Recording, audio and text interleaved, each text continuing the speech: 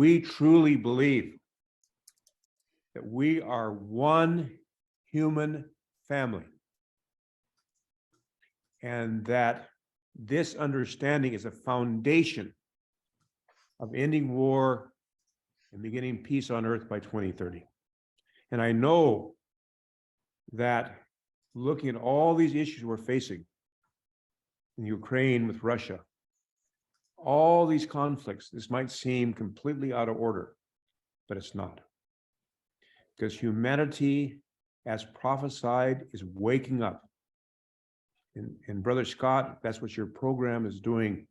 It's all about waking us up to the reality that each and every one of us is a sovereignty, ancient and perishable and everlasting. That's where we're born.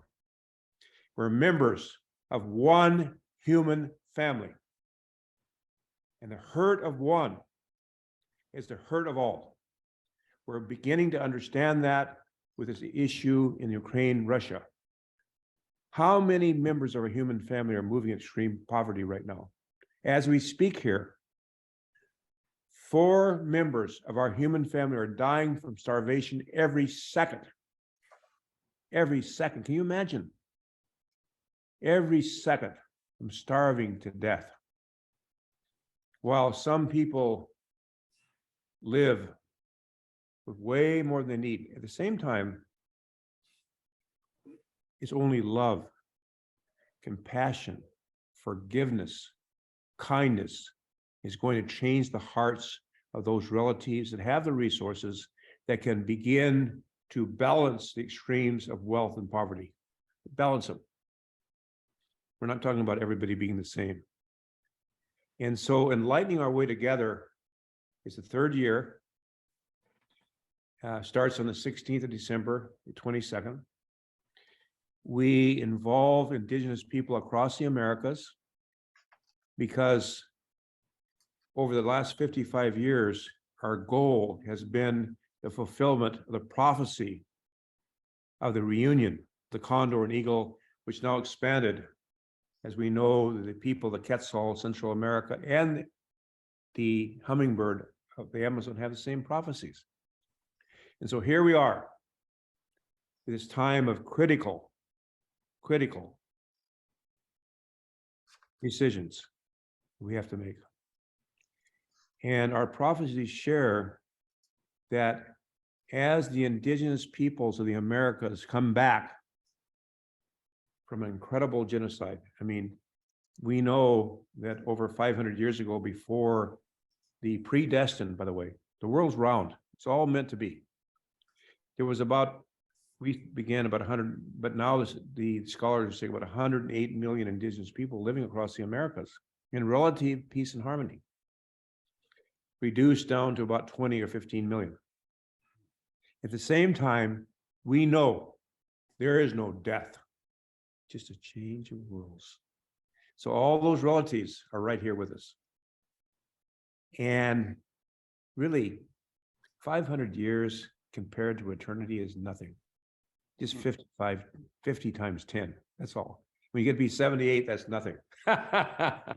So I'm saying is, it's time for us to unify our hearts and minds as one human family and stand up and say, no more war. Because war is the greatest contributor to climate change by far than any other issue. And just think of the trillions upon trillions of dollars we spent killing people, preparing for war, and what they can do, and what it will do, by the way. There's no question this will happen, as sure as the sun rises every morning. We, members of the human family, know better than to destroy our future. And I truly believe that yes, there's some relatives that have gotten caught up in this whole idea that the happiness of life is in materialism, or how much I can acquire more than others. We know that's not true. We know that's not true. We know the true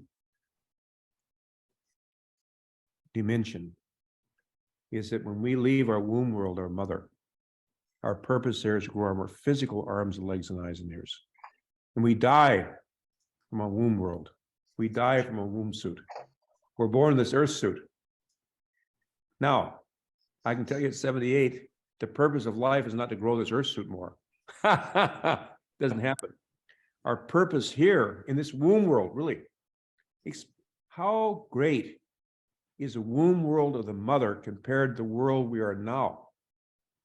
That's as great as the spiritual worlds we're coming into after we leave this physical plane of time and space, this womb world to the next. Can you imagine? It's beyond understanding. And all that we've gone through in the last 500 years and more is to come to understand that really, scientifically, without question, anthropologically, they know that we're 99% the same as human beings. Of the crucial crucial dimensions of who we are. And only the secondary dimensions, like my eye color, or right now my gray hair, or whether we have a beard like Brother John, or whether I'm this color or that color, that's secondary. The fact is, the reality is we're one human family, and the hurt of one is a hurt of all, including all life.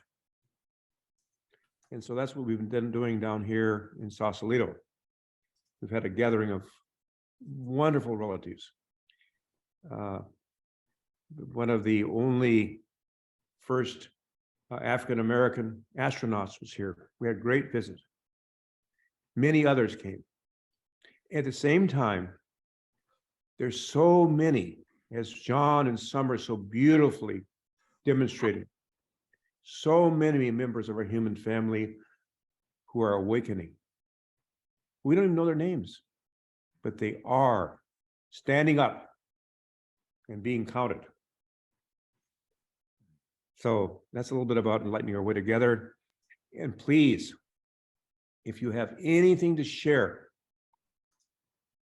about unifying our human family, balancing the extremes of wealth and poverty, ensuring we awaken to the spiritual reality that women have complete equal rights to men. In fact, doesn't even say it. The wings of humanity are two. One is man and one is woman. Until both wings of that eagle have equal power and respect, we're not going to end war. It's women, the female qualities that we all have, they're going to lead us to peace. So it's time as a human family to come together. Really, we are one. And the understanding of the prior unity means that we've always been one. No matter how we might have appeared, just like in the mother's womb, we had different shapes and forms, we have always been who we are. And while we share with our mineral, plant, and animal relatives this physical world of time and space, we have something we call soul that transcends this world of physical time and space. We are eternal beings. We are each a sovereignty, ancient and perishable and everlasting. And that's what we're finally, I shouldn't say finally, we are in this time awakening to, a time which all the visionaries and prophets and divine teachers have looked to. This very time in which we're living right now. This time of tremendous awakening and forgiveness, which is a foundation we all need. Forgiveness, to understand that whatever came to us in our life has come for our own perfecting, our own growth and development, including the last 500 years. And I want to say, last thing, not the last thing, but I used to, when I was younger, in the 1970s, late 70s, early 80s, invited to go speak at different graduation gatherings, because I was kind of young and I'd get on to, all the great things we've done in Indigenous people. So I went to Rocky Boy, Montana, and I went on about, how we cared for our elders and how we cared for the children, all these beautiful things about Indigenous people. And I could tell the elders were very happy, the parents were happy, the young people, some were listening, some were thinking about their girlfriend or boyfriend or what's going to happen the next day or whatever.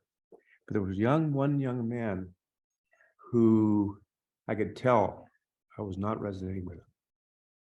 And so I knew he was going to come talk to me. So after we got done with the graduation ceremony, because we got to eat. People like to eat. I think it's culturally the same for everybody. So I was on my way back to get some more food, and sure enough, this young man came. I knew he was going to go. And he said, Phil, I listened to everything you said. And he began to repeat to me every positive thing I said. How we cared for our elders, how we cared for our children, how we never took more than we needed, how we loved Mother Earth, how we prayed every day at sunrise, all these, on and on. And then he asked me, he said, Phil, I listened to all this. I got one question for you. I was waiting in anticipation. Why did God punish us? He said that strongly. Why did God punish us? If we were so loyal to our covenant with the Creator, why did God punish us? Well, by that time, I'd been around enough elders to say, well, younger brother, let me pray about this. Which the elders tell you when they don't have the answer, which is, we have to pray about it. So this so happened, I was on my way to Bear Butte to fast, without food and water for 4 days and 4 nights. And of course, you go there and you pray, and really tough. I mean, tough. Your lips get big and fat. Your tongue gets thick. And so, good, brother. And so I began but when I got done, I felt so much better. And so then we went to Sundance. As Pete Cash like to dance 2 days and 2 nights nonstop. No food, no water, 100 degrees in the daytime. But you have to pray through it. And then, as we completed that dance, the answer came to me. What did they say to this young man? So I happened to go back to Rocky Boy about a month later. I said, younger brother, we've just completed a 500-year Sundance, a 500-year sweat lodge. We are stronger and more united than ever before. The Creator never puts us through anything without a higher purpose. Of course, he was pleased with that. And by the way, our human family has gone through this. Think about it. What happened to the Holocaust? What happened to our human family? And yet we still are moving and wanting to forgive, wanting to unite. That's our beautiful gift, our beautiful souls.